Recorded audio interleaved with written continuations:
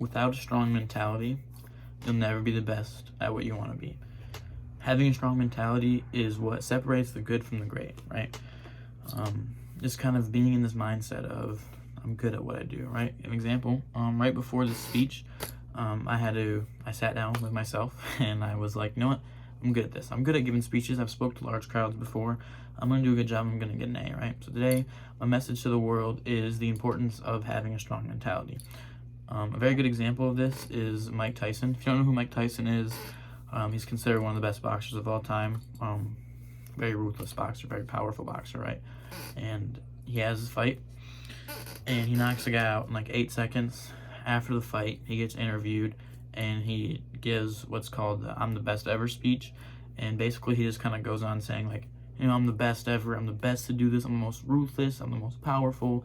And he goes on saying all these things about how, you know, he's so great. You know, he's saying how good his defense is, how good his offense is. You know, there's no one that can match him, right?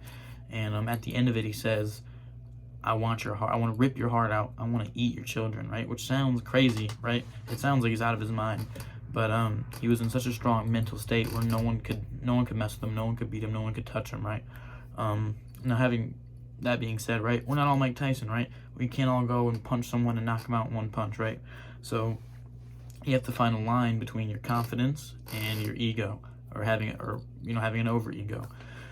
Whereas confidence is like having belief or having faith in your abilities, right? And ego, or an over ego, or a big ego, is, you know, having an over infatuation in your abilities, being non-realistic with it, or, you know, just trying to have a big ego to either, you know, get something or get attention, whatever it may be. So, you know, you kind of have to find this fine line between your ego and your confidence, right? Obviously, if you've never played basketball before, you can't go into a basketball court and be like, you know what, I'm gonna dunk on that guy right there, I'm the best. I've never played basketball, but I'm that good at it, right? So, you know, you have to know your abilities. Someone who knew their abilities is Ray Lewis. If you don't know who Ray Lewis is, he was a middle linebacker and also considered one of the best linebackers of all time. He gives this speech about the lion, right? About the lion being the king of the jungle. How can the lion be the king of the jungle if he's not the biggest, right? The biggest is the elephant. Can't be the fastest. The fastest is the cheetah. You know, kind of this line of thought. He says, you know, he's not the smartest. He doesn't give an example. Good example of the smartest animal in that region would probably be like a wild dog, right?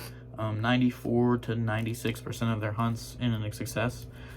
So he says, you know, the lion's not the biggest, the fastest, or the smartest. How can he be the king of the jungle, right? And, you know, his mentality, right? When he sees when he sees an elephant, he thinks lunch. The elephant thinks run, right? So, you know, if the lion didn't have that mentality, right, he wouldn't be a predator, he'd probably be prey.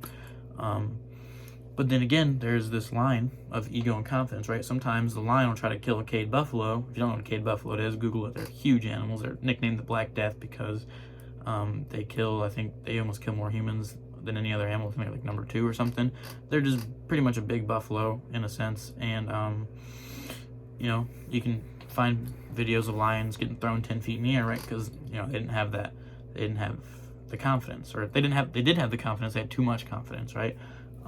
See, there's that line again. Hope you guys are able to apply this in your life, you know, as your career or your school, of, you know what, I am good at this, I am good at this, I am good at this, I can do this, I can do this, and I'm good at what I do. So I hope you guys can apply this in, you know, either your further school, your career, and life in general. It's been a great semester, and I'm looking forward to seeing some of your guys' speeches. Peace.